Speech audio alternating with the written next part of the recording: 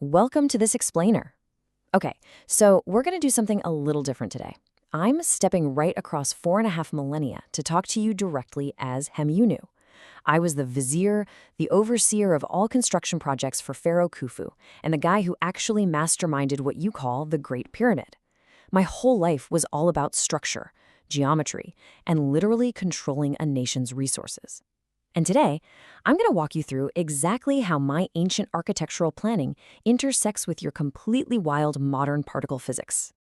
For literally thousands of years, you've all been staring at my masterpiece from the outside, just scratching your heads, wondering how we pulled it off.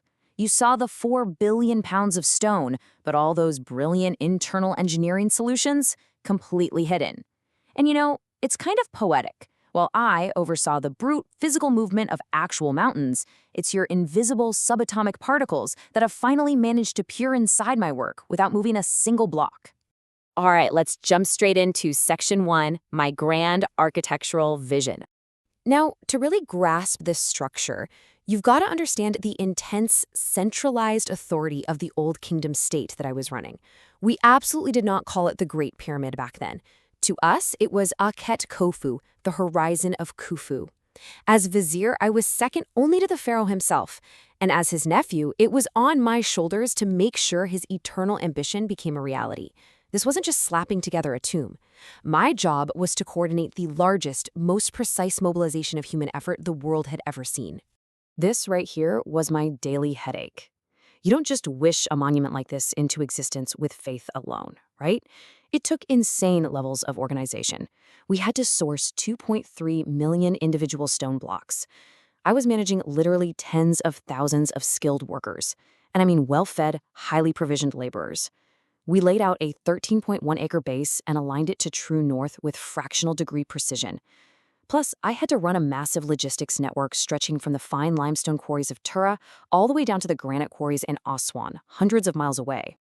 Moving right along to Section 2, an army of stone.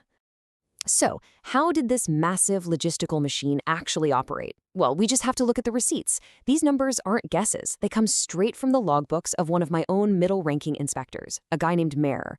You guys actually just found his diary recently at Wadi el-Jarf, and it perfectly lays out the staggering capacity of my administration. Just a single crew of about 40 boatmen was shipping 200 blocks of that pure Tura limestone across the Nile every single month. Every 10 days, they'd make 2 or 3 round trips, dropping off blocks that weighed 2 to 3 tons each, right at our harbor in Giza. To get the horizon of Khufu finished within the 27 years the king ruled, my guys had to position a stone roughly every 3 minutes. Every 3 minutes! It was an absolute masterpiece of sweat, muscle, and limestone. But keep that massive, macroscopic, brute force labor in your mind, because I want you to contrast that with the incredibly elegant, hidden engineering I had to figure out on the inside. Which brings us to Section 3, mastering the crushing weight. Getting all that rock to Giza was one thing, but lifting it hundreds of feet into the air and managing literally millions of tons of crushing downward pressure without collapsing the internal chambers, that was my true test as an architect. A lot of modern researchers correctly point out that using one giant external ramp is a terrible idea. A ramp like that would take more material than the pyramid itself, and worse, it would totally cover up the corners and faces my surveyors desperately needed to see to keep our geometry flawless. The real solution was internal, a hidden system of ramps and voids to lift the heaviest stones from within. And this is how we managed the absolute heaviest blocks. The Grand Gallery, that huge, sloping, 46-meter-long corridor you all know, wasn't just some grand ceremonial hallway. It was incredibly functional. It was designed to act as a massive counterweight trench. By dropping a heavily weighted sled down the slope of the gallery, we could use a system of ropes to physically haul the giant granite ceilings of the king's chamber up into place. But as you're about to see, my structural designs went way further than just the Grand Gallery. Fast forward to today, Section 4, the invisible cosmic rays. Leaping all the way forward 4,500 years, you modern scientists really wanted to test these theories about our internal spaces. But obviously, you couldn't just drill or blast through my perfectly laid masonry to check. And your solution? Honestly, it's brilliant. You used cosmic ray muons. These are subatomic particles created up in your atmosphere that constantly shower the Earth at near the speed of light. They're basically like cosmic X-rays.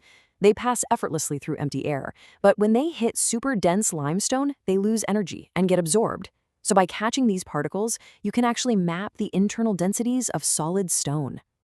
And the Scan Pyramids team didn't just guess here. They wanted undeniable proof, so they deployed 3 completely independent detector technologies to confirm their findings with an incredible 5 sigma level of scientific confidence. We're talking nuclear emulsion films from Nagoya University, scintillator hodoscopes from KEK, and micropattern gas detectors from CEA. Let's look at how you actually use these things. So your researchers took those compact nuclear emulsion films, which are essentially highly specialized photographic plates that track particle trajectories with submicrometer accuracy, and they placed them, along with the scintillator hodoscopes, right deep inside the Queen's chamber. They just left them sitting there in the absolute dark, silently counting the muons raining down through the stone from above. Meanwhile, on the outside, they deployed these super robust micropattern gaseous telescopes. They parked them securely on the north face, pointing them straight inward toward the Grand Gallery, hunting for any spots where an unexpected surplus of muons slipped through. Because if you get an excess of muons, it means you found an excess of empty space. All right, the moment of truth, Section 5, revealing my hidden void. In 2017, all that brilliant particle physics confirmed exactly what I designed 4 millennia ago. This is it, the big void. A massive, hidden empty space that was completely unknown to history, totally missing from any ancient text. It sits suspended directly above the Grand Gallery, and it is huge.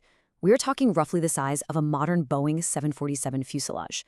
And for 4,500 years, it has just rested there, in perfect darkness, doing exactly what I engineered it to do. When you actually compare the big void to the known Grand Gallery, it's wild how similar they are. Your muon scans show the void is a minimum of 30 meters long, and it has a cross-section very much like the Grand Gallery itself. The fact that it's sitting directly on top of the gallery, facing the exact same orientation, is absolutely no accident. Let me tell you, in architecture of this sheer scale, form always follows function. So what was I actually using it for? Well, if the Grand Gallery was our primary counterweight system, this big void lines up perfectly with the idea of a secondary elevated counterweight space.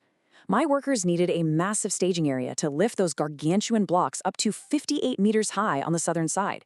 Or, alternatively, it's an incredibly crucial structural mechanism explicitly designed to redirect the insane downward pressure of the stone away from those fragile open corridors below. Either way, it perfectly matches the massive logistical capacity that my man Mir recorded in his logs. It's all about managing weight and keeping the horizon of Khufu standing strong. I've got to say, the ingenuity of your modern era really honors the ingenuity of my own. Bridging the gap between the monumental logistics we ran, shipping all those blocks down the Nile, and the precise subatomic tracking your physicists use today is just incredible. You used the remnants of cosmic rays to scan my ancient limestone harmlessly, revealing these secrets without causing a single scratch to the masonry. Which leaves us with one incredibly exciting final question. Your muons just successfully uncovered a 30-meter void that I managed to keep totally hidden for over 4,000 years. Given how mind-bogglingly vast the Great Pyramid is and how fast your imaging tech is advancing, what other brilliant secrets of Old Kingdom engineering do you think are still sitting in the dark in there, just waiting to be found? Keep looking, because the horizon of Khufu definitely still has a few things left to teach you.